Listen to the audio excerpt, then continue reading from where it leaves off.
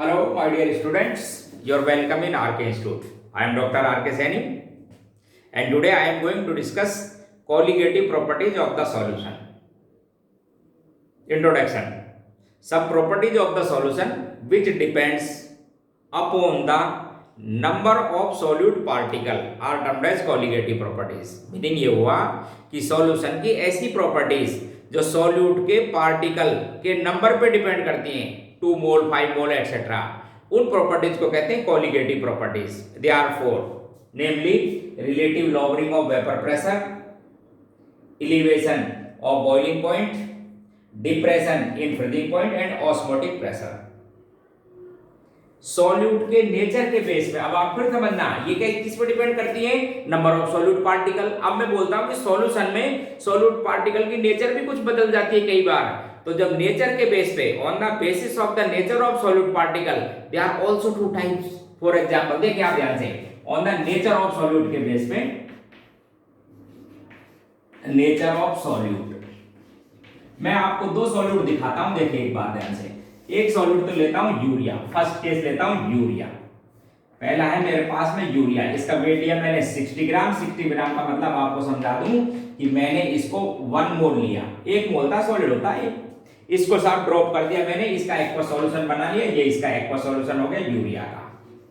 ये क्या हो गया, इसका एक्वा सॉल्यूशन है यूरिया का. इस एक्वा सॉल्यूशन यूरिया में मैंने चेक किए इसके मोल्स, तो मुझे पता लगा कि साहब आपने जितने मोल इसके वेट करके डाले थे उतने ही मोल हैं. It means number of particle same है. 1 मोल का मतलब समझते हो ना, Na एवोगैड्रो कांस्टेंट के बराबर होंगे नंबर ऑफ पार्टिकल.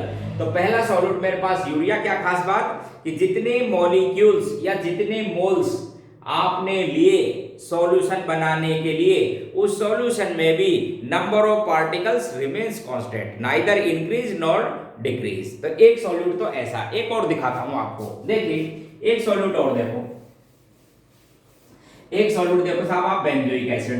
देखिए एक सॉल्यूट देखो इस बेंजोइक एसिड को, बेंजोइक एसिड. इसके मैंने था एक तो इसको डाला वाटर में, इसका एक्वा सॉल्यूशन बनाया. ध्यान से समझिए, एक तो इसका क्या बनाया मैंने, एक्वा सॉल्यूशन. एक्वा सॉल्यूशन में पता लगा साहब ये जो बेंजोइक एसिड है, ध्यान से समझेंगे आप हमारी लाइन को, कि एक्वा सॉल्यूशन में ये जो बेंजोइक एसिड है ये डिसोसिएटेड हो जाता है. किसके अंदर, बेंजोएट आयन. एक तो मिलता है साहब बेंजोएट आयन और एक क्या मिल जाता है, H+ आयन, और we can say hydronium ion in aqua solution. It means लिया कितना था मैंने इसका भी थ्योरेटिकल 1 मोल लिया था. 1 मोल का मतलब समझते हो ना कि Na के बराबर पार्टिकल्स थे इसके. लेकिन जब इसको मैंने वाटर में डिसॉल्व किया तो ये एसिड है, वाटर में आयोनाइज हो गया और नंबर ऑफ पार्टिकल 1 मोल से ज्यादा. And the exact value depends upon their degree of dissociation because it is a weak electrolyte, and as the total number of particles depend upon the degree of dissociation. But इस solution में total number of particle जो आपने theoretical लिए उससे ज्यादा ही मिलेंगे. कुछ वो बचेगा यदि डिग्री ऑफ डिसोसिएशन 1 नहीं है, तो कुछ ये बचेगा और कुछ ये नहीं बनेंगे. तो एक कंडीशन तो इसकी है. एक दूसरी और इसी की कंडीशन देखो, एक दूसरी और कंडीशन देखो इसी की. मैंने एक बार क्या किया, इस बेंजोइक एसिड को बेंजीन में डिसॉल्व किया. आप समझो बेंजीन कैसा है मेरे पास में, ऑर्गेनिक सॉल्वेंट. तो मुझे क्या पता लगा वो आप समझिए कि जब मैंने इसको बेंजीन में डिसॉल्व किया तो बेंजोइक एसिड के 2 मॉलिक्यूल्स हाइड्रोजन बॉन्डिंग से एसोसिएट हो गए और एक डाइमेरिक फॉर्म में चला गए.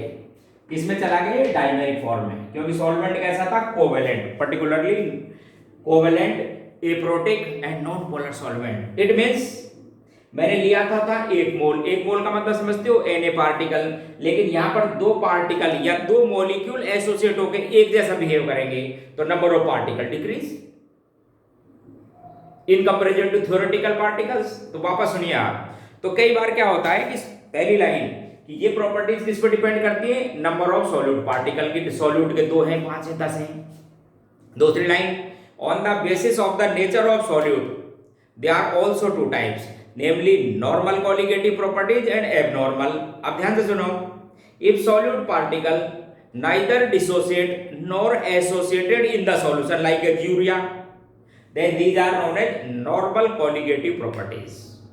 If solute particle may be dissociated or associated in the solution, then total number of particles may be increase or decrease, and hence such type colligative properties are known as abnormal colligative properties. For example, benzoic acid dissociate in water and associated in organic non-polar solvent, and hence their particle increase or decrease. तो इसका मतलब ये हुआ friends कि colligative properties भी आपको दो तरह से पढ़नी है, नेमली नॉर्मल एंड एबनॉर्मल। नॉर्मल किसको बोले? Solute particle neither dissociate nor associate. Abnormal may be dissociate may be associate. तो मैं आपको फर्स्ट डिस्कस करता हूं नॉर्मल कॉलिगेटिव प्रॉपर्टीज। पहला पॉइंट रहेगा मेरा नॉर्मल। सबसे पहले मैं आपको एक्सप्लेन करूंगा नॉर्मल कॉलिगेटिव प्रॉपर्टी। उसमें भी सबसे पहले relative lowering of vapour pressure. चार है, चारों को एक बार नोटिस कर लीजिए। Relative lowering of vapour pressure, elevation of boiling point, depression in freezing point and osmotic pressure. Now we are going to discuss first colligative property, namely relative lowering of vapour pressure. ध्यान से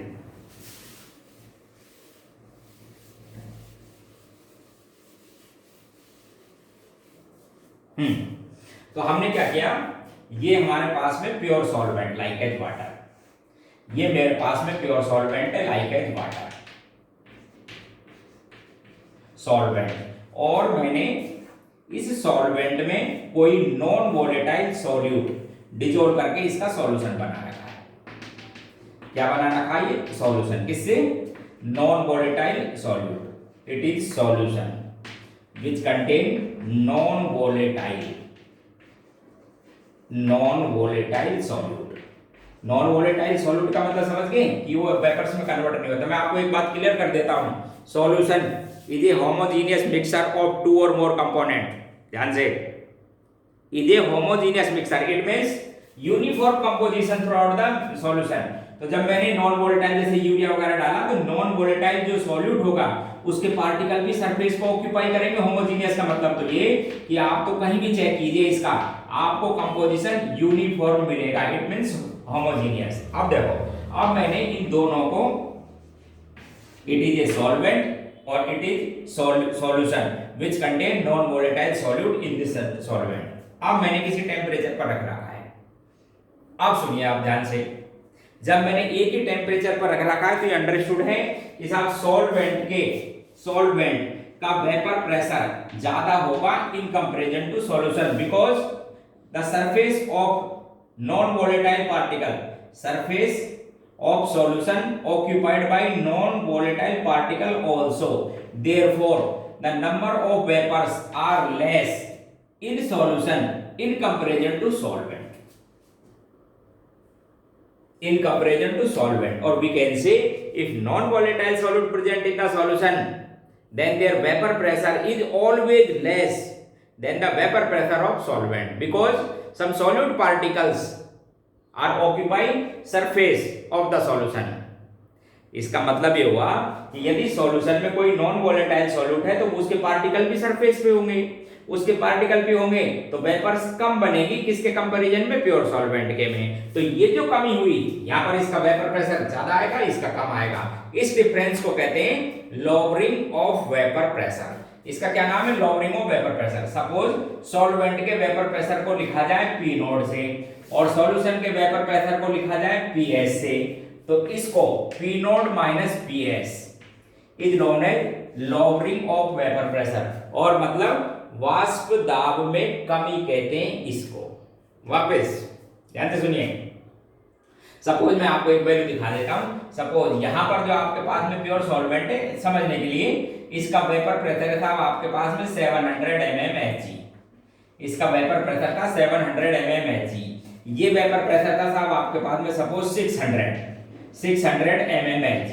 तो ये जो difference आया P naught minus PS, 100 का जो difference आया P naught minus PS, कितने का डिफरेंस आया है? 100 का। इसको कहते हैं वाष्प दाब में कमी, डिप्रेशन ऑफ फ्रीजिंग पॉइंट। अब आगे सुनो, यदि इस डिप्रेशन को इस प्योर सॉल्वेंट के रेस्पेक्ट में, इसके यूनिट वेपर प्रेशर के रेस्पेक्ट में रिप्रेजेंट कर दिया जाए तो इसी को कहते हैं relative lowering of vapour pressure. वापस, when this depression represent with unit vapour pressure of solvent.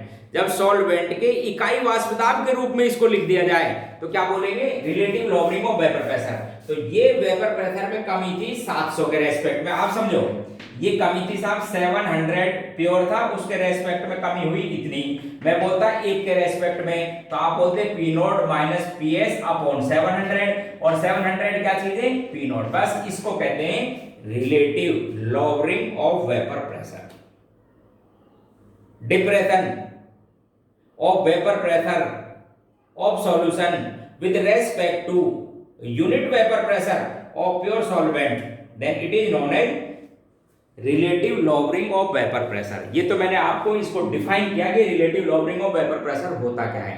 अब मैं आपको ये एक्सप्लेन करूंगा कि ये कोलिगेटिव प्रॉपर्टी कैसे है, क्योंकि कोलिगेटिव प्रॉपर्टी यदि ये है तो इसकी वैल्यू किस पर डिपेंड करनी चाहिए, नंबर ऑफ सॉलिड पार्टिकल्स पे। अब आप इसको देखो ध्यान से देखिए।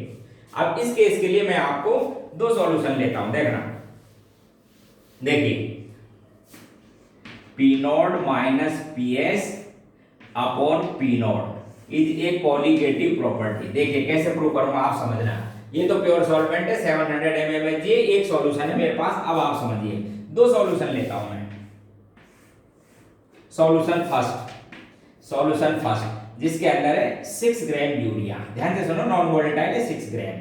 इसका वेपर प्रेशर इससे कम था और सपोज ये 600 था। अब मैं एक और सॉल्यूशन बताता हूं आपको, ध्यान से सुनिए, जिसके अंदर साहब सॉल्वेंट यही है लेकिन मैंने इसमें 12 ग्राम यूरिया ले रखा है। यूरिया के 12 ग्राम का मतलब उसके मोल्स ज्यादा उसके मॉलिक्यूल ज्यादा। तो फिर आप समझो जब मॉलिक्यूल ज्यादा है तो उसकी सरफेस ज्यादा ऑक्यूपाइड होगी किससे, यूरिया के मॉलिक्यूल से। तो इसमें जो वेपर प्रेशर आपको दिखाई दे रहा था वो इसमें और भी कम रहेगा। सपोज ये 600 mmHg लिखा तो ये आपको 500 mmHg ही लिखना होगा कंपैरेटिवली। समझाने के लिए वैल्यू दे रहा हूं, आप सुनना मेरी बात ध्यान से। इस पहली लाइन सॉल्यूशन का वेपर प्रेशर प्योर सॉल्वेंट से always less when it contain non volatile solute. अच्छा अब आप देखिए ध्यान से। केस फर्स्ट में P not minus P S upon P not. तो पी नॉट कितना था 700, सॉल्यूशन का प्रेशर कितना था 600। यूनिट प्रेशर के रेस्पेक्ट में रिप्रेजेंट करोगे तो ये, तो आपके पास में ये वैल्यू आई 1/7। इतना डिप्रेशन हुआ relative lowering in vapour pressure में फर्स्ट केस में। अब मैं आपसे सेकंड केस की बात बताता हूं। पी नॉट वही 700, आपके पास में pressure of vapour pressure of solution is 500 और इसको यूनिट प्रेशर के रेस्पेक्ट में करेंगे तो ये आपके पास में आ जाएगा 2/7।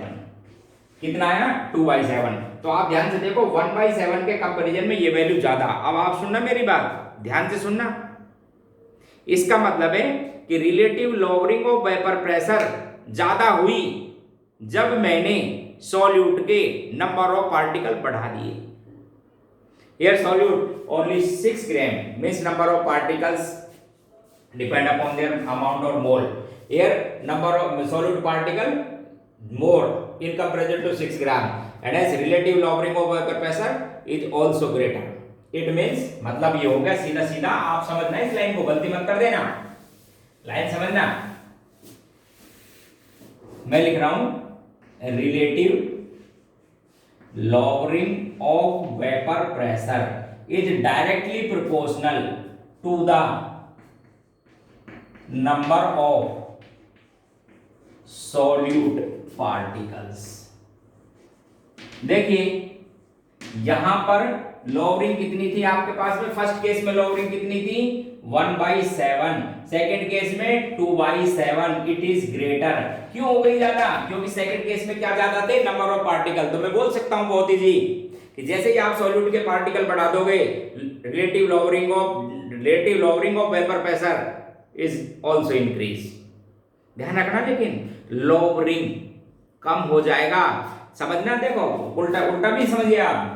जैसे मैंने सॉल्यूट पार्टिकल बोले तो वेपर प्रेशर और कम हो गया लेकिन लॉवरिंग बढ़ गई। याद करें, जैसे ही सॉल्यूट पार्टिकल आपने इंक्रीज किए vapour pressure decrease but relative lowering increase. तो एक लाइन तो हो गई साहब आपको ये डिफाइन करने की। अब मैं एक जनरल इसका रिलेशनशिप लेकर आता हूं, आप समझे उस बात को ध्यान से।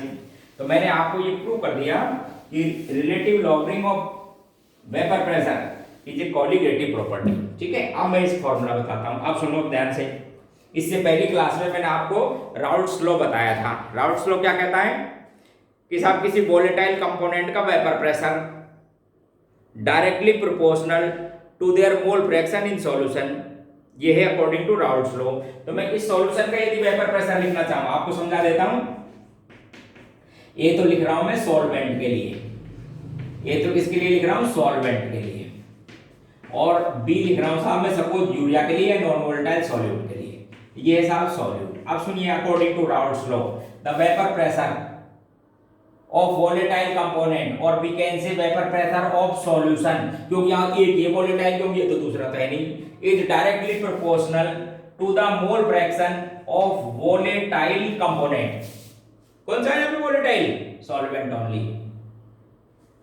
And hence we write P node PS equals to P node into XA, where P node is vapor pressure of pure solvent, equation 1, or we can say PS upon P node equals to XA.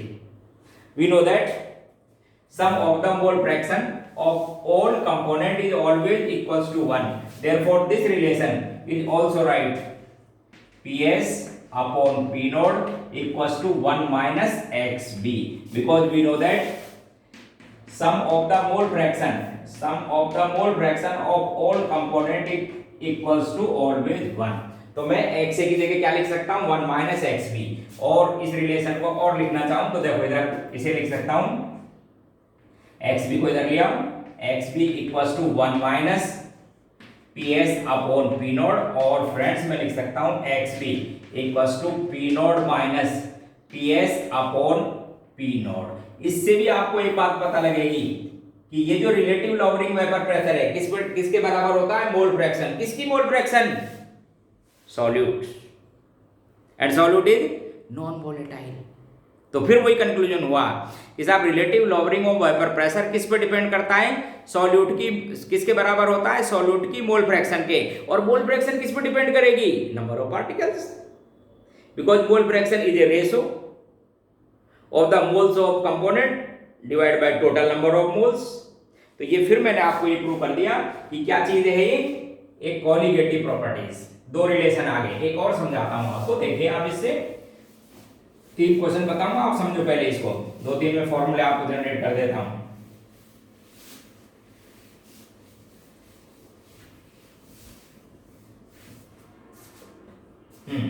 देखो एक relation आया मेरे पास, PS upon P naught equals to XA, equation number थी ये 1। Second relation मैंने अभी draw किया, P naught minus PS upon P naught equals to XB, इसका नाम इक्वेशन नंबर 2। अब मुझे यदि मॉलिक्यूलर वेट कैलकुलेट करना हो तो मैं इसको ऐसे लिख सकता हूं, देखो ध्यान से, P naught minus PS upon P naught equals to XB क्या चीज है, moles of component solute upon total moles, upon क्या चीज है, टोटल मोल्स। इससे भी कैलकुलेट कर सकते हो। If solution is very dilute, solution क्या हो, suppose very dilute, then we write Na plus Nb nearly equals to Na। क्या मतलब है, यदि सॉल्यूशन बहुत डाइल्यूट है, डाइल्यूट का मतलब सॉल्यूट बहुत कम है, तो इन दोनों के मोल का सम किसके बराबर हो जाएगा, नियरली मोल्स ऑफ सॉल्वेंट। इसको आप फिर ऐसे लिख सकते हो, P naught minus PS upon P naught equals to Nb upon Na, और we can say Nb means moles of solute upon moles of solvent and moles of the species calculated with help of their given weight and molecular weight, and hence we also write P naught minus PS upon P naught equals to this formula. In this formula we notice the relative lowering of vapor pressure, चारों colligative properties में आएगी, आप ध्यान रखना। relative lowering of vapor pressure is inversely proportional to the molecular weight of solute. In this formula, ये जो मैंने third equation बोली है, in this formula when we determine molecular weight, then this molecular weight is not exact but in approximation, because we taking approximation Na plus Nb equals to Na. तो आप जब molecular weight calculate करोगे तो मेरा suggestion ये है कि आप इस फॉर्मूले से ना करें, क्योंकि ये किस में आएगा आपका आंसर, एप्रोक्सीमेशन में। आपको मैं एक इसका मॉडिफाइड फॉर्मूला बताता हूं जिससे एग्जैक्ट मॉलिक्यूलर वेट का आएगा, उसको देखो कैसे आएगा वो, देखिए। तो आप मॉलिक्यूलर वेट कैलकुलेट करने के लिए एग्जैक्ट फॉर्मूला काम में लेंगे, समझना। देखिए मैं इक्वेशन सेकंड को, ये इक्वेशन सेकंड लिखी हुई है, इस इक्वेशन सेकंड को इक्वेशन फर्स्ट से डिवाइड करता हूं। ध्यान से देखो, इस इक्वेशन सेकंड को लिखा हुआ है P not minus P S upon P not, इसको डिवाइड कर रहा हूं इक्वेशन फर्स्ट से। नीचे लिखा हुआ है पी एस, ऊपर लिख देता हूं पी नॉट इक्वल्स टू ये एक्स बी और ये क्या चाहिए, एक्स ए। तो आपके पास में रिलेशन आया P not minus P S upon P S equals to X B upon X A. और friends we know that the ratio of mole fraction always equal to the ratio of their moles, because mole fraction means moles upon total moles, mole fraction of A means moles upon total moles, and hence the mole fraction का ratio हमेशा किसके बराबर होता है, mole ratio के। तो मैं यहाँ पर मोल रेशो लिख देता हूँ। देखिए जब मैं मोल रेशो लिख दूंगा तो इक्वेशन ये बनेगी P naught minus P S upon P S equals to moles of P upon moles of A, और मोल्स को आप क्या बताते हो, given weight upon molecular weight, and then finally P naught minus P S upon P S equals to moles of solute upon moles of solvent, given weight upon their molecular weight. It is the modified formula of Raoult's law, and this formula या this equation used to determine molecular mass। कौन सा molecular mass, exact molecular mass of solute। तो ये मेरे पास में पहला था relative lowering of vapour pressure. अब मैं आपको तीन इक्वेशन, तीन क्वेश्चन कराऊंगा, ध्यान से सुनिए। Question first and very simple, तीन क्वेश्चन बोलूंगा, ये तीन इक्वेशन हो गई, ध्यान से सुने और क्वेश्चनों को आप नोट करें और देखते रहिए। देखिए इक्वेशन थर्ड थी हमारे पास में P naught minus P S upon P S equals to weight, given weight of solute upon their molecular weight, given weight of solvent upon their molecular weight. ये इक्वेशन की थर्ड। क्वेश्चन फर्स्ट ध्यान से सुनो। Vapour pressure of the aqueous solution, vapor pressure of the aqueous solution of glucose is 750 mmHg at 100 degree centigrade. Find mole fraction of solute and mole fraction of solvent। दो question देखिए। पहला vapour pressure है aqueous solution of glucose का 750 mmHg 100 degree centigrade पे। आपको इस solution में mole fraction बतानी है किसकी, एक तो सॉल्यूट की और एक सॉल्वेंट की। अब सुनो, देखिए ध्यान से। अब आपको ये ध्यान, ये क्वेश्चन आया हुआ है भाई, जेईई में भी पूछा हुआ है और नीट में भी पूछा हुआ है, आपको समझा देता हूँ, कई बार आया हुआ है एम्स वगैरह में। तो आप ध्यान रखेंगे 100 डिग्री सेंटीग्रेड पर प्योर वाटर का वेपर प्रेशर 180 m, यानी ये उसका बॉइलिंग पॉइंट है, और boiling point, normal boiling point में एटमॉस्फेरिक प्रेशर कितना होता है, 180 m, और 180 m इक्वल्स टू 760 mmHg और 760 टॉट। तो आप सब चीज मिल गई। इक्वेशन फर्स्ट से सेकंड से दोनों से कर सकते हो। देखो इक्वेशन फर्स्ट से सॉल्यूशन का वेपर प्रेशर कितना दिया था आपको, 750। प्योर सॉल्वेंट का इस टेम्परेचर पर कितना है, 760। क्या आ गया था अब आपके पास में, मोल फ्रैक्शन। किसका मोल फ्रैक्शन, सॉल्वेंट का। 75/60 76 एक क्वेश्चन हुआ। दूसरा इससे कैलकुलेट कर लो, इसका भी आ जाएगा, या 1 में सब्सट्रैक्ट कर दो। दूसरे क्वेश्चन को या तो इस वैल्यू को 1 से सब्सट्रैक्ट कर दो, या फिर क्या कर सकते हो, इससे कैलकुलेट कर सकते हो। देखो सॉल्यूशन का 760, सॉल्वेंट का 760, सॉल्यूशन का 750 given, upon 760 equals to XB means 1/76। क्या आ जाएगा आपके पास में मोल फ्रैक्शन, किसका मोल फ्रैक्शन, सॉल्यूट का। या फिर इस वैल्यू को 1 में से सब्सट्रैक्ट कर सकते थे। अभी आपको बोला था मैंने कि दोनों का सम किसके बराबर होता है 1 के, तब भी आपके पास ये वैल्यू आ जाती है। क्लियर है, एक सिंपल क्वेश्चन था जिससे मैंने ये दोनों क्वेश्चन कराए। और सुनो एक क्वेश्चन और सुनिए, question 5 gram non volatile non electrolyte का means neither dissociate nor associate means normal colligative. 5 gram non volatile non electrolyte organic solute, organic है कोई, organic solute dissolve in 54 gram of water. 54 gram of water में इसको मैंने क्या कर दिया, dissolve. The lowering of vapour pressure, ध्यान से सुनना, the lowering of vapour pressure is 1 atm. The lowering of vapor pressure is 1 atm.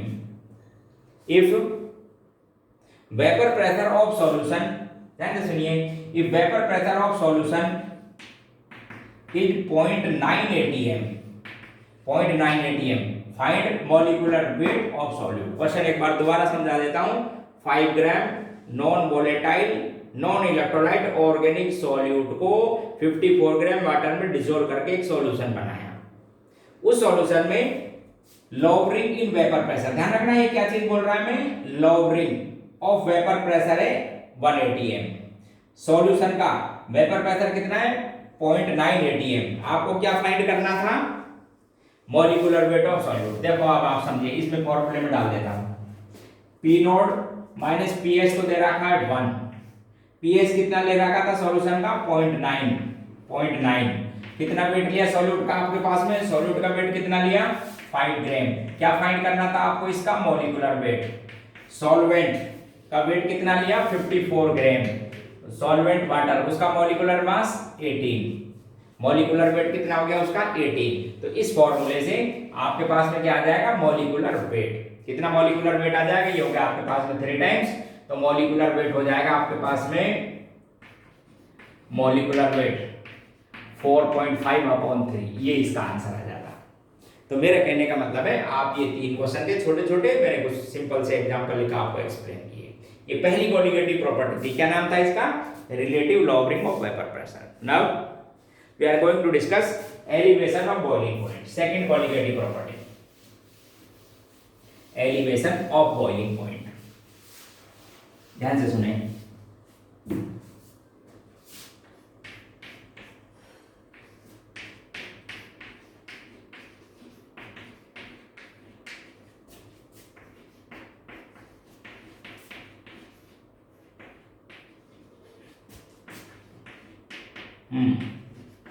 तो सबसे पहले फ्रेंड्स आपको बताना होगा बॉइलिंग पॉइंट क्या होता है। बॉइलिंग पॉइंट की बहुत सी तरह से डिफाइन किया जाता है, इक्विलिब्रियम स्टेट एटसेट्रा, लेकिन उसकी जो डेफिनेशन है, एग्जैक्ट डेफिनेशन ये है कि temperature of a liquid at which its vapour pressure becomes equal to the atmospheric pressure. Hindi में मीनिंग ये हुआ, किसी लिक्विड का वह ताप, टेम्परेचर, जिस पर उस लिक्विड का वेपर प्रेशर किसके बराबर हो जाएगा, एटमॉस्फेरिक प्रेशर के। अब आप सुनो मैं आप सुनिए ध्यान से। मैं एक तो पूछूं साहब, एटमॉस्फेयर में लिक्विड ज्यादा होता है या वेपर्स? बोले साहब वेपर्स ही वेपर्स हैं या एयर से, समझ रहे हो, एयर। तो एटमॉस्फेरिक प्रेशर की वैल्यू किसी लिक्विड के वेपर प्रेशर से ज्यादा होती है।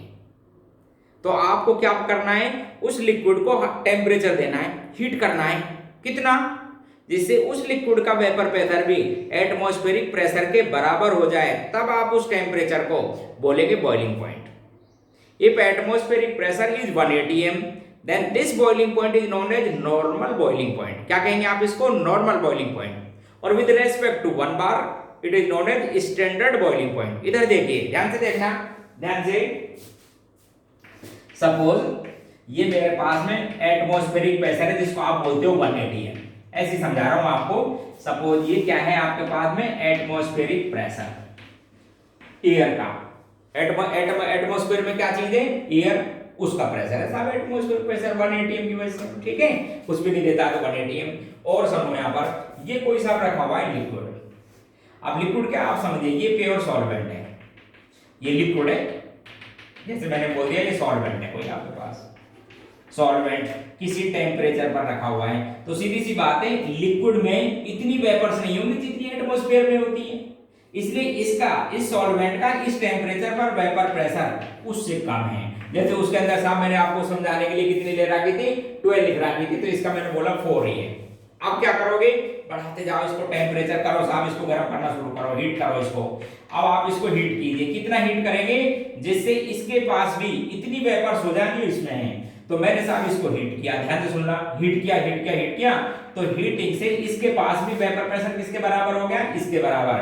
तो मैं इस टेम्परेचर को जो मैंने हीट देके इसको इसके इक्वल किया है, वेपर को इसके इक्वल की थी ना, 12 वेपर्स बनाई थी, उस टेम्परेचर का नाम है फिर मेरे पास में इस लिक्विड का या इस सॉल्वेंट का बॉइलिंग पॉइंट, इसी के बराबर बना ली मैंने। और मुझे ऐसा करने पर, समझना ध्यान से, मुझे ऐसा करने पर सपोज वैसे आपको लिख देता हूं वैल्यू, 100 डिग्री सेंटीग्रेड पर इस लिक्विड को, जैसे वाटर होता तो गर्म करना पड़ गया, 100 डिग्री सेंटीग्रेड मैंने जब हीट की तो क्या खास बात हो गई कि साहब इस वाटर में भी, इस वाटर का में भी इस टेम्परेचर पर vapour pressure, atmospheric pressure vapour pressure के बराबर हो गया, and hence its boiling point is 100 degree centigrade. Now we consider a solution of same solvent. तो मैंने क्या किया, सॉल्वेंट तो वाटर ही रखा, इसके अंदर कोई यूरिया वगैरह डाल दिया, ये है मेरे पास में साहब सॉल्यूशन। ध्यान से सुनेंगे आप, ये सॉल्यूशन क्या खास बात है, it contain non volatile solute, contain non volatile solute है इसके अंदर। अब समझना और मुझे बताओ पहले कि इस टेम्परेचर पर, गर्म नहीं करना है, इस टेम्परेचर पर इन दोनों में से किसका वेपर प्रेशर ज्यादा। अभी थोड़ी देर पहले आपको क्लियर कर दिया था कि प्योर सॉल्वेंट का वेपर प्रेशर ज्यादा होता है बजाय किसके, सॉल्यूशन के, बिकॉज रीजन वही रहेगा, because non volatile solute particles also present at the surface. ठीक है, ये बात आपको क्लियर कर दी। अब वापस सुनिए, आप क्या करोगे, इस सॉल्यूशन को भी करो साहब, इसको भी हीट दो, हीटिंग कीजिए, इसका कितनी हीट करनी है जिससे इसके बराबर ही वेपर प्रेशर हो जाए। अब बताओ मुझे सोच के कि जब मैंने इस प्योर सॉल्वेंट में, जिसके अंदर वेपर प्रेशर सपोज इसको समझाने के लिए का 4 और इसके अंदर 3, तो इनको 12 करने के लिए जब 100 डिग्री सेंटीग्रेड हीट करना पड़ा, तो मैं आपसे पूछूं इसको कितना करना पड़ेगा, बोलो। तो बोले साहब 100 से ज्यादा। अरे 100 डिग्री सेंटीग्रेड से ज्यादा करना पड़ेगा, क्योंकि इसके अंदर खुद के अंदर ही 3 है, उसमें 4 तो थी।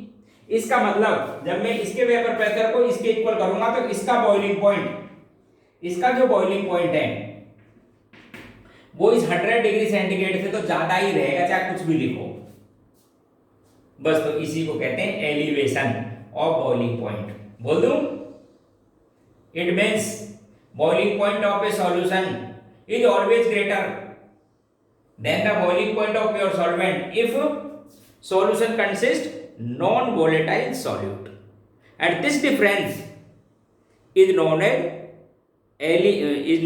elevation of boiling point. Suppose देखो आप ध्यान से सुन लो, मैं इसको नाम दे देता हूँ।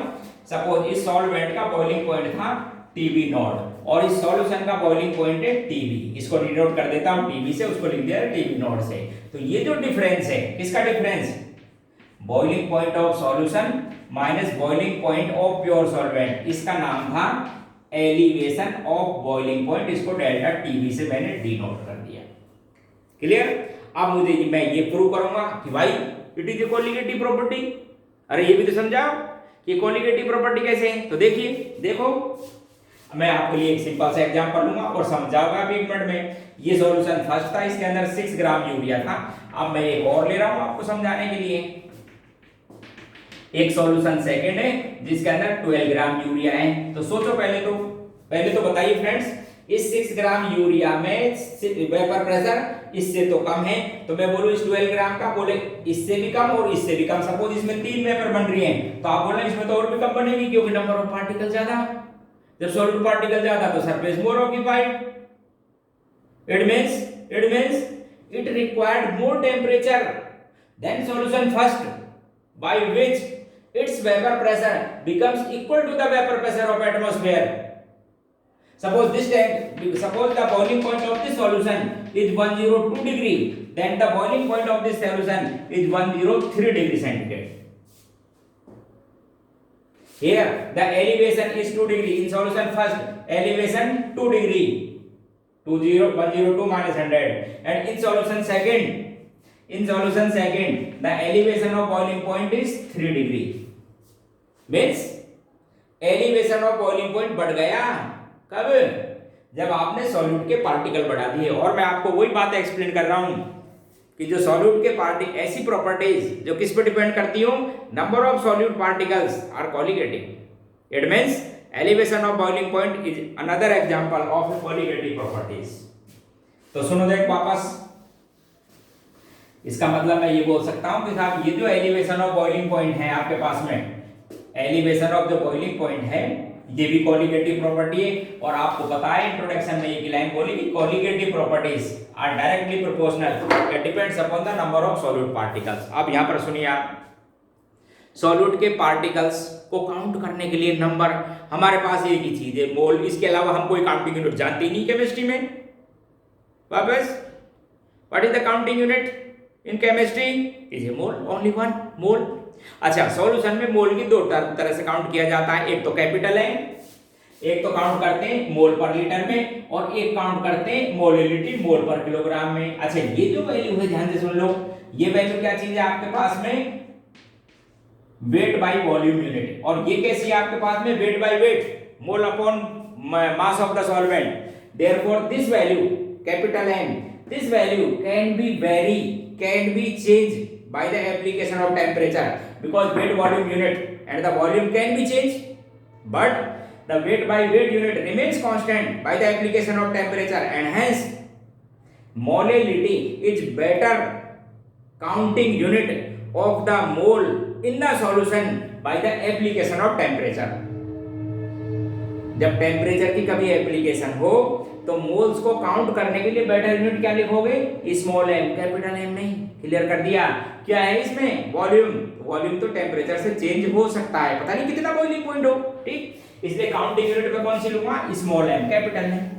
तो मैं यहाँ पर डायरेक्टली प्रोपोर्शनल लिख दूंगा स्मॉल m. मोल कैलकुलेट करने के इसको कैलकुलेट करोगे, प्रोपोर्शनल कांस्टेंट घटाओ तो कांस्टेंट लिखना पड़ता है, केवी से लिखते हैं उसको. ये आपके पास में फॉर्मूला आ गया. केवी के बारे में समझा दूं. केवी के दो नाम हैं, एक तो बोलते हैं molal elevation constant, molal elevation constant, और ऑल्सो नोन एज इब्यूलोस्कोपिक, और also known as ebullioscopic constant. Only solvent की नेचर पर डिपेंड करता है. किस पर डिपेंड करता है? Only depends upon the nature of solvent. Solvent की नेचर पर डिपेंड करता है. वैसे तो कैलकुलेट करने का एक फॉर्मूला आपको दे दिया जाएगा, या आप वैल्यू मिल जाती है, नहीं भी मिले तो केवी कैलकुलेट करने का मैं आपको एक फॉर्मूला बता देता हूं. KV equals to R into molecular weight into boiling point of pure solvent square upon 1000 into vaporisation enthalpy, molar vaporisation enthalpy of solvent. केवल सॉल्वेंट पर डिपेंड करता है. वेयर आर इसकी एक कांस्टेंट है, वैल्यू गैस कांस्टेंट के बराबर. यदि जूल में लेनी हो तो 8.3, कैलोरी में 2. ठीक है. m क्या चीज है? Molecular weight of solvent. और ये क्या चीज है? Boiling point of solvent in absolute value, kelvin में रखना है, समझ गए. और ये क्या चीज है? Vaporisation enthalpy. इसकी वैल्यू r के अकॉर्डिंग लिखनी है. यदि ये कैलोरी में लिखोगे तो ये भी कैलोरी में, जूल में लिखते हो जूल में. ठीक, तो ये बात हो गई आपके पास में इसकी यूनिट. और समझाता हूं आपको, देखो ध्यान से. ये तो इसके नेम. तो केवी को यदि मैं यूनिट वाइज बात करूं तो ये सब आपके पास में क्या है? Delta TB upon m. ये है आपके पास में चेंज इन टेम्परेचर. ध्यान रखना, change in temperature in kelvin and in degree centigrade remain same. चाहे केल्विन में चेंज निकालो चाहे डिग्री सेंटीग्रेड में, बराबर आता है. तो आप इसको तो लिख देंगे केल्विन या डिग्री सेंटीग्रेड, और आप चाहें तो इसको क्या लिख सकते हो? Degree Celsius. और m क्या चीज है? Moles of solute in 1 kilogram of solvent, in 1 kilogram of solvent. And hence the unit of K V is kelvin kg पर मोल. ध्यान रखना, मैं आपको एक यहीं पे क्लियर कर दूं, बिल्कुल छोटा सा क्वेश्चन क्लियर कर दूं. इफ केवी of water, समझना, if kV of water is 0.53 Kelvin kg per mole, then what is the value of Kb in degree centigrade Kelvin degree centigrade KG पर मोल। तो आप ध्यान रखना कितनी वैल्यू हो गई, यही वैल्यू होगी, क्योंकि क्या चीज है ये, टेम्परेचर नहीं है, चेंज इन टेम्परेचर। तो जो केल्विन में चेंज निकालते हो ना T2 - T1, वो डिग्री सेंटीग्रेड में सेम आएगा, क्योंकि उसको डिग्री सेंटीग्रेड में कन्वर्ट करना होगा। तो कई बार कंफ्यूज हो जाते हैं स्टूडेंट, बोले साहब वहां पर केल्विन केजी पर मोल दे रखा था, आंसर डिग्री सेंटीग्रेड में था, क्या फर्क पड़ता है, कुछ नहीं, नथिंग, ठीक है। अच्छा एक चीज और देखो, इस फॉर्मूले को और थोड़ा लिखता हूं, समझिए, इस फॉर्मूले को फिर लिखता हूं आगे। तो आप बोलेंगे TB delta TB equals to KB into M। M क्या चीज है, मोलेलिटी। मोलेलिटी का मतलब moles of solute in 1 kilogram of solvent, 1 kilogram of solvent. If weight of solvent given in gram then change into kilogram. Another observation, like as relative lowering in vapor pressure, the molecular weight of solute is inversely proportional to the elevation of boiling point also. आप चारों colligative properties में इस बात को notice करेंगे कि solute का molecular mass और कोलिगेटिव प्रॉपर्टीज हमेशा इनवर्सली प्रोपोर्शनल होती हैं। 3 क्वेश्चन देखिए ध्यान से, बिल्कुल सिंपल क्वेश्चन, बिल्कुल सिंपल क्वेश्चन। देखो पहले आपको एक ग्राफ और समझा देता हूं, सुनिए ध्यान से, एक ग्राफ और सुनो। जैसे अभी आपके पास में था, एक तो था साहब आपके पास में सॉल्वेंट, इसकी 4 वेपर दिखाई थी आपको समझाने के लिए। एक लिख रखा था आपने इसका सॉल्यूशन, जिसमें कम बनाई थी, 3 ही बनाई थी। ये साहब आपके पास में सॉल्यूशन, नॉन वोलेटाइल का, ये एटमॉस्फेरिक प्रेशर। तो समझो आप ध्यान से, ये तो साहब वेपर प्रेशर, या वेपर प्रेशर में और टेम्परेचर में मैं आपको एक ग्राफ प्लॉट करके दिखाता हूं, देखिए ध्यान से। ये साहब आपके पास में एटमॉस्फेरिक प्रेशर है, सपोज 180 है, ठीक है, और ये था मेरे पास में सॉल्वेंट के लिए बताता हूं इसका वेपर प्रेशर। अभी स्टार्टिंग में बात की, सपोज इस टेम्परेचर पर, इतना टेम्परेचर, ये 0 से शुरू करूंगा, तो इस टेम्परेचर पर भी इस सॉल्वेंट का वेपर प्रेशर 180 तो नहीं होता, आपने बताया था आपने साहब इतना कम है इसका। करो साहब उसको हीट करो, हीट करेंगे जिस पे इसके बराबर हो जाएगा, तो उस टेम्परेचर को बोलेंगे इसका बॉइलिंग पॉइंट। ये इसकी होगी लिक्विड स्टेट, और ये क्या आ जाएगी इसकी vapour state. It is vapour state and it is liquid state. किसके लिए, सॉल्वेंट के लिए। ये साहब आपके पास में सॉल्वेंट से रिलेटेड, और इस टेम्परेचर को आप क्या बोलेंगे, इसका बॉइलिंग पॉइंट। क्या बोलेंगे आप इसका, boiling point of pure solvent. अब बात करिए सॉल्यूशन का, मैं आपसे पूछूं बताओ इस टेम्परेचर पर, जब ये टेम्परेचर पर 180 हुआ, तो मैं बोलूं उसका बोले साहब और बढ़ाना पड़ेगा, टेम्परेचर इससे भी कम रहेगा। तो जब सॉल्यूशन के लिए बताऊंगा तो और बढ़ाइए टेम्परेचर, ऐसे। ये सॉल्यूशन की वही लिक्विड स्टेट, ये उसकी वेपर स्टेट। किसके लिए बात कर रहा हूं, सॉल्यूशन के लिए। और ये साहब उसका क्या हो जाएगा, बॉइलिंग पॉइंट ज्यादा रहेगा इससे, और इस चेंज को ही या डिफरेंस को ही तो आप कहते हो elevation of boiling point, elevation of boiling point. ये सिंपल क्वेश्चन, देखिए ध्यान से, एक बिल्कुल सिंपल क्वेश्चन। इस ग्राफ से ही सिंपल आपको क्वेश्चन बोल रहा हूं, देखना। If elevation of boiling point is 0.1 degree centigrade, 0.1 degree centigrade, और we can say 0.1 Kelvin, एक ही बात है। एलिवेशन इतना है आपके पास में elevation, and Kf of the solvent, Kf बोल देता हूं सॉल्वेंट का, वो है आपके पास में 0.52 केल्विन केजी पर मोल, केल्विन केजी पर mole. Find molality of the solution, find molality of the solution. Simple, delta TB equals to KB into M, and hence M equals to delta TB upon KB, किसके बराबर हो जाएगा, molality के। ये लो साहब answer आ गया। ये भी दे रखा था आपको, ये इसका सॉल्यूशन की क्या आ गई आपके पास में, मोलिलिटी। अच्छा कई बार यहाँ से भी आपसे क्वेश्चन ड्रॉ पूछ सकते हैं, देखो क्या पूछे मैं आपको समझा दूं। सपोज इस टेम्परेचर को लिख दिया वाटर के रेस्पेक्ट में, बोले तो अब ये 100 डिग्री सेंटीग्रेड है, और इसके एक्वा सॉल्यूशन के लिए लिख दिया 100.05 डिग्री सेंटीग्रेड है, एलिवेशन हो गया इससे ज्यादा।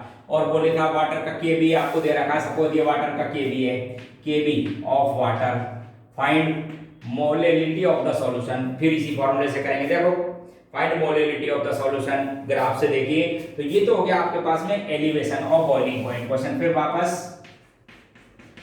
Delta TB equals to K B into M. M आपको फाइंड करना है, इस ग्राफ से पता लग गया 0.05 ग्राफ से मालूम लग गया ये रहा। एम कैलकुलेट करना है, केबी गिवन, क्या केबी दे रखा था 0.52 या 3, ठीक है, केल्विन केजी, क्या आ जाएगा आपके पास में molality.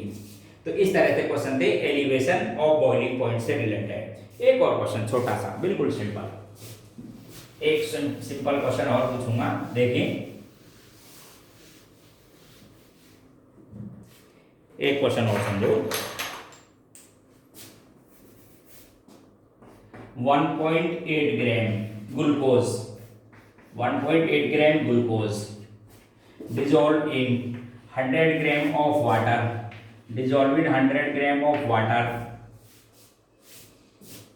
kb of water is 0.52 Kelvin kg per mole. Find boiling point, find boiling point of solution. तो first of all we find elevation in boiling point। देखिए ध्यान से, elevation in boiling point equals to boiling point of solution minus boiling point of your solvent. मैंने आपसे ये पूछा है, इसको कैलकुलेट करोगे इस फॉर्मूले से, delta TB equals to Kb दे रखा है आपको, कितना Kb 0.52 into weight of solute कितना 1.8 and their molecular weight is 180 and the weight of solvent is 100 gram, convert into kilogram and hence we find delta Tb. Delta Tb मिल जाएगा and calculate Tb, Tb of the, Tb क्या चीज है boiling point of solution, and as delta Tb में आप add कर लेंगे degree centigrade में, यदि आपको एक्सप्रेस करना है ये तो 100 डिग्री सेंटीग्रेड में, और केल्विन में एक्सप्रेस करना है तो आप इसमें ऐड कर लेंगे 370। तो आंसर किस में आ जाएगा आपका, ये डिग्री सेंटीग्रेड में, ये केल्विन में। क्लियर? तो ये मेरे पास में सेकंड कोलिगेटिव प्रॉपर्टी थी। Next, now I am going to discuss third colligative property. क्या नाम था? Depression in freezing point. तो सबसे पहले मित्रों मैं आपको एक्सप्लेन करूंगा फ्रीजिंग पॉइंट। ध्यान से सुनिए आप, फ्रीजिंग पॉइंट बहुत ध्यान से सुनेंगे।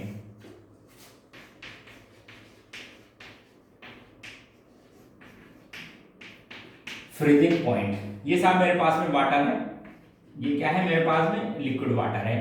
अच्छा, रूम टेम्परेचर पे 25 डिग्री सेंटीग्रेड पर लिक्विड होता है, आपने टेम्परेचर को कम करना शुरू किया, करते जाओ करते जाओ करते जाइए, तो एक कंडीशन ये आएगी 0 डिग्री सेंटीग्रेड जिसका नाम है, उस समय इस लिक्विड वाटर और इसकी सॉलिड आइस में डायनेमिक इक्विलिब्रियम एग्जिस्ट हो जाएगा। ध्यान से सुनिए आप, उस टेम्परेचर को जिसमें इस सॉल्वेंट यानी लिक्विड वाटर और इसकी सॉलिड स्टेट का मतलब आइस, जिसमें डायनेमिक इक्विलिब्रियम एग्जिस्ट हो जाएगा, बस उस टेम्परेचर को आप बोलेंगे इसका फ्रीजिंग पॉइंट। आप ध्यान रखना, फ्रीजिंग पॉइंट लिक्विड के लिए, मेल्टिंग पॉइंट सॉलिड के लिए, एक ही बात होती है।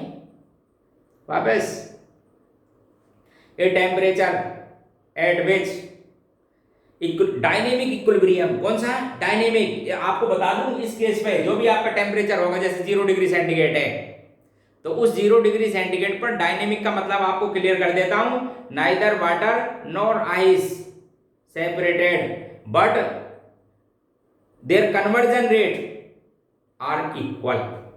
It means rate of the change of liquid water into ice becomes equal to the rate change of ice into water and the temperature is termed as freezing point। एक और आप ध्यान से सुनना मेरी लाइन, ये साहब मेरे पास में यूरिया का एक्वा सॉल्यूशन है। ध्यान से, जिससे फ्रीजिंग पॉइंट्स बन बैठे। अब पहले आपने सब जानते हो यूरिया का केस को, इनिशियल यूरिया सब जानते हो, वो तो मैं इसलिए ले रहा हूं यूरिया को जिससे मैं नॉर्मल कोलिगेटिव प्रॉपर्टीज एक्सप्लेन कर सकूं। ग्लूकोज को भी जानते हो, समझ गए? तो साहब मैंने इस तरह का कोई यूरिया लिया, आप मुझे बताओ, आप सब जानते हो कि यूरिया सॉलिड होता है कि लिक्विड? सॉलिड। क्यों भाई? Urea is solid. आपको मैंने इसको डिसॉल्व कर दिया साहब वाटर में, सॉल्यूशन बन गया। अब फिर टेम्परेचर कम करना शुरू किया 25 डिग्री सेंटीग्रेड पर, इसका भी आप समझ लो क्या बन रहा है यहाँ पर, सॉल्यूशन। आप टेम्परेचर को फिर कम कीजिए, करते जाओ करते जाइए, क्या होगा? फिर सॉलिड का फॉर्मेशन होगा। किसके सॉलिड का फॉर्मेशन होगा? ध्यान रखना, वाटर का ही होगा। यूरिया ऑलरेडी सॉलिड में, अरे आपने कौन सा मेल्ट कर दिया था टेम्परेचर देके, लिक्विड ही था वो तो क्या हुआ कि जब आप टेम्परेचर कम करते जाओगे इस सॉल्यूशन का, तब फिर एक डायनेमिक फॉर्म आएगी किसके बीच में, लिक्विड स्टेट ऑफ सॉल्वेंट और we can say solution and solid state of solvent only. ध्यान रखें, गलती हो जाती है कई बार। तो फ्रीजिंग पॉइंट में क्या खास बात है, temperature at which equilibrium state exist between liquid solvent और we can say liquid solution और and solid form of solvent. ध्यान रखना यहां पर भी आपके पास में H2O लिक्विड और H2O सॉलिड में ही इक्विलिब्रियम स्टेट आएगी। क्लियर हो गया ना, फ्रीजिंग पॉइंट की डेफिनेशन है ये। अब आप देखना एक बार ध्यान से, फिर मुझे बताओ, ध्यान से सोच के बताइए, इन दोनों में किसका वेपर प्रेशर ज्यादा होगा। ये तो प्योर सॉल्वेंट है और ये आपके पास में यूरिया का सॉल्यूशन है। जैसा मैं शुरू से समझाता आ रहा हूं कि साहब प्योर सॉल्वेंट का वेपर प्रेशर ऐसे सॉल्यूशन से तो ज्यादा ही होता है जिसमें नॉन वोलेटाइल सॉल्यूट होता है। तो मैं इसका एक आपको टेम्परेचर के साथ एक ग्राफ बनाता हूं वेपर प्रेशर का, ध्यान से देखना। वेपर प्रेशर और टेम्परेचर, ध्यान से सुनिए। इस आइस की बात करूं, आइस वाटर की, तो ये तो सॉलिड का कम होता है, लिक्विड का ज्यादा। और साहब ये इक्विलिब्रियम स्टेट है किसके बीच में, ये तो साहब सॉलिड आइस जैसे, और ये आपके पास में लिक्विड वाटर, किसके लिए बोल रहा था, सॉल्वेंट के लिए। और इस जगह इक्विलिब्रियम स्टेट है इन दोनों में, डायनेमिक फॉर्म में। तो आप इस टेम्परेचर को बोलोगे फ्रीजिंग पॉइंट। किसका फ्रीजिंग पॉइंट बोलोगे, प्योर सॉल्वेंट का। प्योर सॉल्वेंट का क्या है ये फ्रीजिंग पॉइंट। आप ध्यान से सुने मेरी बात, इस प्योर सॉल्वेंट के फ्रीजिंग पॉइंट पे इस टेम्परेचर पर इसका वेपर प्रेशर ये रहा 4 मोल्स की वजह से। अब मैं आपसे पूछूं, ध्यान से सुनो मेरी बात मित्रों, कि मैं पूछता हूं कि इस टेम्परेचर पर इस सॉल्यूशन का वेपर प्रेशर कितना होगा। तो आप बोलोगे साहब इसी टेम्परेचर पर इस सॉल्यूशन का वेपर प्रेशर इतना नहीं, इससे कुछ कम होगा। कोई कंफ्यूजन तो पूछ लो, कम होगा। तो आप क्या करोगे, ये किस तरह से ग्राफ बनाओगे इस कम वाले के साथ है कि ऐसे। किसके लिए बना रहा हूं ये, सॉल्यूशन के लिए। किसके लिए, सॉल्यूशन के लिए। तो अच्छा ये उसकी सॉलिड फॉर्म हो गई उसी सॉल्वेंट की, आइस की, और ये लिक्विड स्टेट हो गई साहब आपके पास में। तो ये इसका फ्रीजिंग पॉइंट हुआ। किसका फ्रीजिंग पॉइंट है ये, सॉल्यूशन का। ये वैल्यू इस वैल्यू से कम है और इस डिफरेंस को कहते हैं लोवरिंग और डिप्रेशन। क्या कहते हैं इसको, लोवरिंग और डिप्रेशन। आप समझना ध्यान से। सपोज टेम्परेचर डिग्री सेंटीग्रेड में होता और तो मैं इस वाटर के लिए बात करता तो ये 0 डिग्री सेंटीग्रेड था, और मैं इसकी बात बोलूं तो बोले साहब 0 डिग्री नहीं, माइनस में 2 डिग्री या जो भी है, बोले साहब माइनस में, ये 0 नहीं, 0 से कम है, चेक कर लीजिए। It means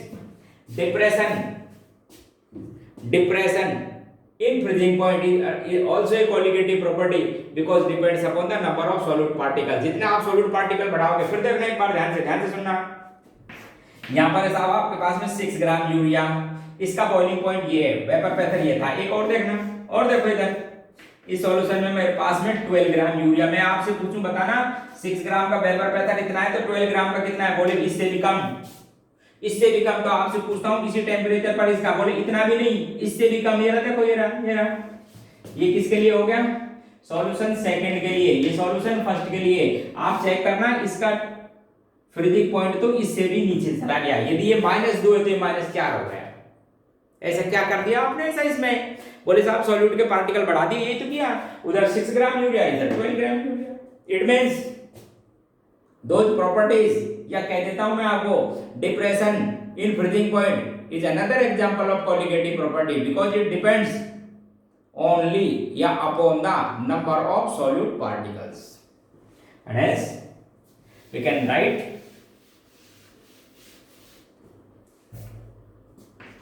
delta TF directly proportional to moles of solute और number of particle of solute। और आपको बता दिया टेम्परेचर की एप्लीकेशन में बेटर यूनिट कौन सी होती है, small m, weight by weight volume, and hence delta TF equals to KF into m, where KF के इसी तरह से दो नाम बोलेंगे आप।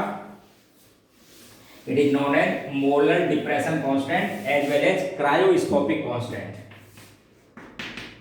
molar depression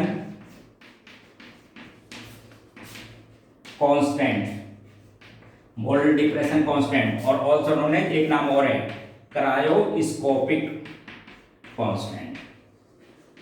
it is also known as cryoscopic constant. उसी के तरह its value depends upon the nature of solvent, यानी यूनिवर्सल नहीं है ये, जैसा सॉल्वेंट लेते हो उसका अकॉर्डिंग इसकी वैल्यू अलग अलग आती है। और कैलकुलेट करने के लिए यदि आपको दे रखी है वैल्यू तो ठीक है, अदरवाइज इसके लिए भी formula R into M into freezing point of pure solvent in absolute value upon 1000 into fusion enthalpy, molar fusion enthalpy of solvent. इसमें रख देना KF आ जाएगा। और इस वैल्यू को और आगे यदि मैं लिखना चाहूँ तो देखिए इस वैल्यू को और लिखूंगा तो आपके पास हो जाएगा delta TF equals to KF into M। M क्या चीज है? मोलिलिटी। कैसे बोलते हो? Moles of solute upon weight of solvent, weight of solvent in kilogram. ये वेट है सॉल्वेंट का, सपोज ग्राम में दे रखा हो तो किलोग्राम में कन्वर्ट कर लेना। एक अनदर कंक्लूजन इज आल्सो, क्या कंक्लूजन चल रहा है कि all colligative properties are inversely proportional to the molecular weight of solute here also.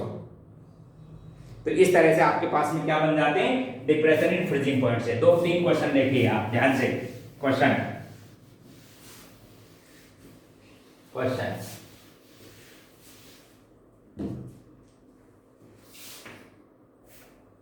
6 gram urea dissolved in 100 gram of water, dissolved in 100 gram of water, kf of water is 1.86 Kelvin kg per mole.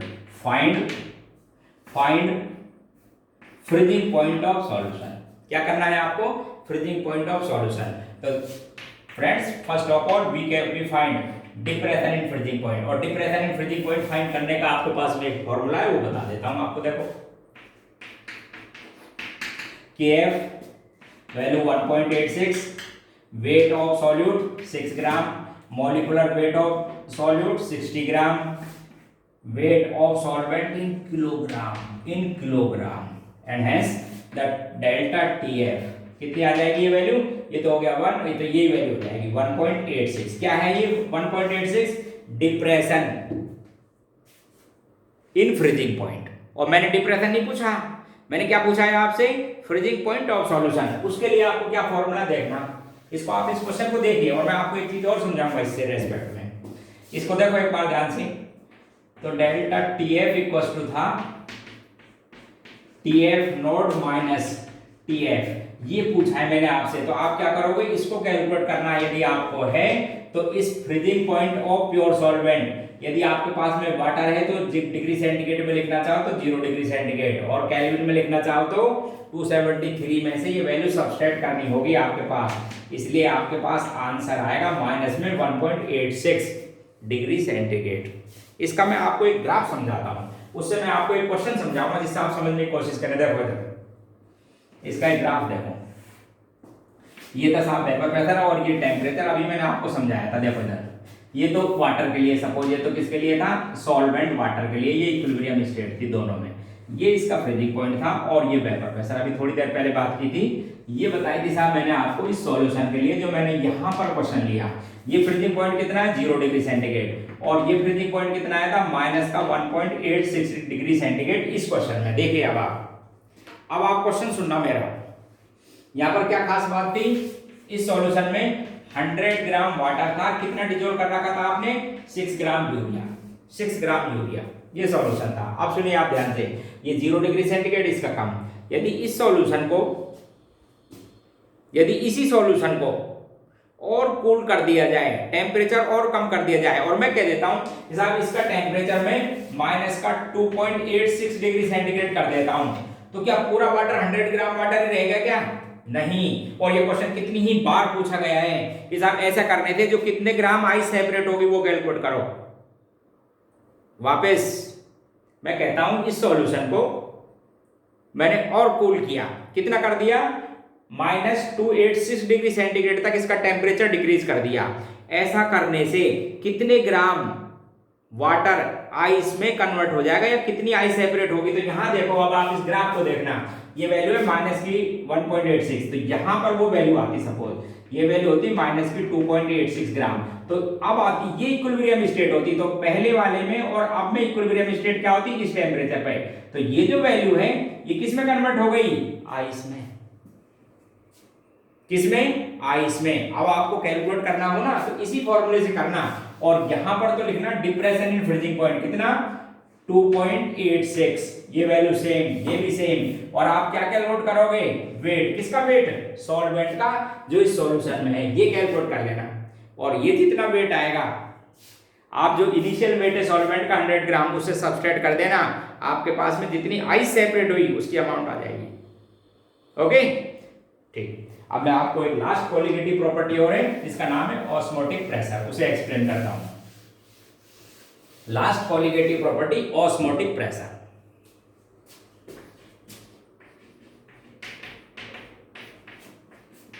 Osmotic pressure, सबसे पहले मैं आपको osmosis के बारे में समझा दूं। सब आप जानते हो, ऐसे तो बायो के स्टूडेंट हो या मैथ के हो, सब भी 10th 11th में ये सब चीज आ जाती है, फिर भी एक बार आप समझो। ये साहब मेरे पास में semi permeable membrane, generally living organism में एनिमल मेम्ब्रेन है, या आपके पास में प्लांट मेम्ब्रेन होती है, या फिर आजकल कॉपर फेरोसाइनाइड से आर्टिफिशियल भी बनाई जाती है। तो ये साहब सेमी परमिएबल मेम्ब्रेन है, इसके बारे में सुन लो 2 लाइन। लिविंग ऑर्गेनिज्म की मेम्ब्रेन वगैरह है, तो इसमें क्या पोर साइज बहुत कम होता है, इतना कम पोर साइज होता है कि जिसमें से ओनली सॉल्यूट पार्टिकल पास हो सकते हैं, सॉरी सॉल्वेंट पार्टिकल पास हो सकते हैं, सॉल्यूट नहीं। And as it is also known as selective membrane. एक बार वापस, due to much reduced pore size of semi permeable membrane, only solvent particle passed across the semi permeable membrane, not solute। solute के नहीं जाते। अब सुनो, आप ध्यान से सुनिए, ये तो मेरे पास में 5% सॉल्यूशन है यूरिया का, और ये सॉल्यूशन है उसी यूरिया का 10%। ध्यान से समझेंगे आप, 10%। क्या खास बात है कि साहब इसमें से सॉल्वेंट आते जाते रहते हैं, तो सॉल्वेंट वाटर की बात करूं वो इधर जाता रहता है, जाते रहते हैं, इधर से भी इधर आते रहते हैं। अब समझो यहां पर इस, आप देखना लैंग्वेज सुनना, डाइल्यूट सॉल्यूशन में सॉल्वेंट की कंसंट्रेशन कंसंट्रेट सॉल्यूशन के कंपैरिजन में ज्यादा होती है, एंड हेंस नेट फ्लो की बात कर रहा हूं, ऐसा नहीं है कि इधर भी जाते हैं इधर भी आते हैं, थोड़े बहुत आते ही होंगे। And hence net flow of solvent particle from dilute solution toward the more concentrated solution across the semi permeable membrane is known as osmosis। क्या कहते हैं आप इसको, ऑस्मोसिस। ये हो गया था अब आपके पास में नेट फ्लो की बात, ऑस्मोसिस चल रहा था। यानी नेट फ्लो का मतलब ये कि साहब इधर से पार्टिकल नेट इधर जाते रहते हैं, ये साहब ऑस्मोसिस था। अब सुनना ऑस्मोटिक प्रेशर को, देखिए अब पहले तो इसका रीजन बोले सर क्यों होता है, ऑस्मोसिस का कोई रीजन तो होता होगा, तो मैंने आपको ये चारों कोलिगेटिव प्रॉपर्टीज वेपर प्रेशर से ही एक्सप्लेन कर दी, इसे भी कर रहा हूं। देखिए बताओ मुझे 5% और 10% यूरिया के सॉल्यूशन में किसका वेपर प्रेशर ज्यादा, किसका कम। बोले साहब इसका वेपर प्रेशर ज्यादा, इसका वेपर प्रेशर ज्यादा, इसका कम। अभी आपको कई बार एक्सप्लेन कर दिया मैंने। तो रीजन क्या था कि जो डाइल्यूट सॉल्यूशन होता है उसका वेपर प्रेशर कंसंट्रेटेड सॉल्यूशन से ज्यादा होता है, इसलिए जब प्रेशर ज्यादा लगता है तो नेट फ्लो। तो रीजन क्या था आपके पास में कि vapour pressure of dilute solution is greater than the vapour pressure of more concentrated solution, by which net flow of solvent particle takes place from dilute solution into concentrate across the semi permeable membrane. ये इसका reason. अब osmotic pressure सुनो, अब क्या करो, आप concentrated solution पर बाहर से कुछ प्रेशर अप्लाई करो, पाई से डिनोट करते हैं, कितना प्रेशर अप्लाई करो जिससे ये नेट फ्लो बंद हो जाए। बस सुनिए ध्यान से, प्रेशर कहां डेवलप किया, at more concentrated solution by which prevent the flow of net flow of solvent particle into solution, then this pressure is termed as osmotic pressure denoted by pi. किस पे डिपेंड करता है, denoted by पाई, इसका नाम था osmotic pressure. अब फिर सुनो ध्यान से, इसका मतलब जहां पर कंसंट्रेशन ज्यादा थी तो आपको प्रेशर लगाना पड़ेगा। ठीक है, इसका मतलब किस पर डिपेंड किया, कंसंट्रेशन पर। अब आपको एक बार फिर समझाऊं, सुनना यहीं पे सुनना। सपोज 2 कंटेनर, फिर देखो 2 देखो, जिससे आपको इसकी कोलिगेटिव प्रॉपर्टी समझ बैठे कि साहब ये कोलिगेटिव प्रॉपर्टी कैसे है। ये तो ऑस्मोटिक प्रेशर तो हमने पढ़ रखा है, लेकिन आप ये तो समझा दो कि ये कोलिगेटिव प्रॉपर्टी क्या है। इधर देखना, ये तो 5% यूरिया ये है, इसमें तो आपके पास में 10% था, अब मैंने कर दिया 20%। इधर देखिए और बताओ, मुझे समझाओ कि 5% की वेपर प्रेशर तो इतना है जो मैंने बना रखी है 5, तो 5 लिख दिया। 10 की कितनी थी, 3। मैं बोलूं 20% यूरिया की, बोले इतनी नहीं, तो ज्यादा जाएगा, ज्यादा जाएगा सॉल्वेंट, ज्यादा जाएगा तो और लगाओ प्रेशर। तो मैं आपसे बोल रहा हूं कि अब ये जो ऑस्मोटिक प्रेशर है, इस ऑस्मोटिक प्रेशर से ज्यादा है। पूछिए कोई कंफ्यूजन है तो ज्यादा लगाना पड़ेगा इसको रोकने के लिए, क्योंकि वहां तो वेपर्स और भी कम थी। It means π2 is greater than π1। कोई कंफ्यूजन है तो आप मेरे से पूछ सकते हो मेरे व्हाट्सएप पर, या आप ये जो चैनल देख रहे हो ना, इस पे क्वेश्चन पूछ सकते हो मुझसे। व्हाट्सएप पर अपनी प्रॉब्लम डाल सकते हो, कहीं भी कोई कंफ्यूजन हो, क्योंकि मैं चाहता हूं कि आपके पास में नीट है, चाहे IIT जेईई जो भी एग्जाम दे रहे हो, उसमें अच्छी परफॉर्मेंस होनी चाहिए, तब तो वीडियो देखने का मतलब, अदरवाइज फेल का जैसा है। तो आप अपनी प्रॉब्लम हमसे आराम से पूछ सकते हो। ठीक है, देखिए इधर तो आप कह रहे हैं कि ऑस्मोटिक प्रेशर ज्यादा है, क्यों, ऐसा क्या कर दिया आपने इसमें, बोले पार्टिकल बढ़ा दिए। और मैं यही तो एक्सप्लेन कर रहा हूं कि सॉल्यूशन, ये properties of the solution which depends only number of solute particles are known as colligative properties, and hence osmotic pressure is another example of colligative property, and it is directly proportional. Solution बना हुआ है, and hence it is directly proportional to the concentration of solution. Concentration का मतलब mole per litre capital है। The osmotic pressure is also affected by temperature। ध्यान से सुनना, suppose पहली बार तो मैंने रख रखा था 50 डिग्री सेंटीग्रेड पर, ये थी 5, ये थी 2, अब मैंने रखा साहब इसको 100 डिग्री सेंटीग्रेड पर, ये हो गई सपोज 10, ये हो गई 4, तो और ज्यादा चला गया तो और रोको। इसका मतलब है कि osmotic pressure directly proportional temperature के भी होता है। जब इस प्रोपोर्शनल के साइन को हटाते हैं तो कांस्टेंट लिख देते हैं, एस से डिपेंड करते हैं, Ct, और इस S की वैल्यू सॉल्यूशन के लिख लेते हैं, सॉल्यूशन का कांस्टेंट, इसकी वैल्यू गैस कांस्टेंट के बराबर है, इसलिए इसको लिख देते हैं पाई इक्वल्स टू CRT, और C क्या चीज है, concentration, and pi equals to N upon V, mole में लिखेंगे, मोल पर लीटर में RT। तो ये एक इक्वेशन बन गई लाइक है PV इक्वल्स टू nRT। कैसी बन गई, PV इक्वल्स टू nRT के जैसी। इससे आप क्या फाइंड कर लोगे, ऑस्मोटिक प्रेशर। और आपको समझा दूं, फिर वही एक फोर्थ पॉइंट और फिर समझेंगे आप, जो औरों में भी था वो यहां पर भी है। क्या क्वेश्चन है, पाई इज इक्वल टू, मोल कैसे निकालते हो, wait of solute upon their molecular weight upon volume, किस में लेना है, लीटर में। ध्यान रखना, मोल पर लीटर में कंसंट्रेशन, ये तो वही कंसंट्रेशन ये वाली चीज, into R into T absolute value. Another conclusion, osmotic pressure is also inversely proportional to molecular weight of solute। चारों में आई थी, तो आप इससे molecular weight भी कैलकुलेट कर सकते हो। अब आपको एक छोटी छोटी 2-3 टर्म और आती हैं इस osmotic pressure से रिलेटेड, वो क्या है, रिलेटिव टर्म्स होती हैं, थोड़ा समझिए आप उनको। रिलेटिव टर्म्स हैं, ये 2 सॉल्यूशन हैं, ये सॉल्यूशन A है और ये सॉल्यूशन B, किसी टेम्परेचर पर रखे हुए साथ ये दोनों। आप समझना, if osmotic pressure of solution A equals to osmotic pressure of B at a particular temperature, then these solutions are known as isotonic। और यदि इन isotonic solutions को सेमी परमेबल मेम्ब्रेन से सेपरेट करके रख दिया जाए, सेमी परमेबल मेम्ब्रेन से सेपरेट करके रख दिया जाए, तो no net flow of solvent takes place, because they have equal concentration of electrolyte, or we can say equal number of particles of solute at a given temperature। ऐसे को कहते हैं आइसोटोनिक। ठीक है, अब दूसरा केस सुनिए, कंडीशन है,